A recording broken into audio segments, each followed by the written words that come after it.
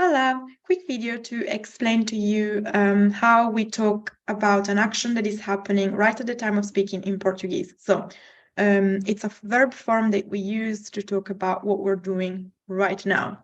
For example, when someone asks us a question, o que você está fazendo? What are you doing? And then with this form, we can talk about what we're doing right now. We use the verb estar, which you should remember. Eu estou, I am. Você está, you are.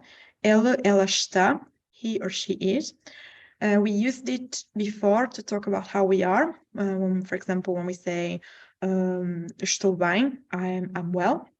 Or como você está, how are you?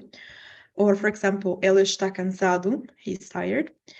To talk about what you are doing right now, you need to use estou or está, or estou if you're talking about yourself, and then add a verb form which we call gerund and which ends in NDO. So ando, endo, or indo, depends on the verbs.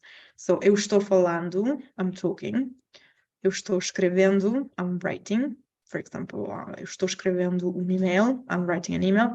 Or eu estou saindo, I'm going out. Just a few examples of how you use it. O que você está fazendo? What are you doing? Well, you could say estou estudando português, I'm studying Portuguese. Estou comendo, I'm eating. Or não posso falar, estou conduzindo, I can't speak, I'm driving. So if you're talking about yourself, remember to use estou. But then when you're talking with someone else, you would use está. So, o que você está fazendo? What are you doing? So not estou, but está. And then again, when you're talking about a third person, you would also use está. So, onde está a Maria? Ela está chegando. She is coming. Or ela está no escritório. Está trabalhando. He is in his office. He is working. So, estou or está plus ando, endo or indo.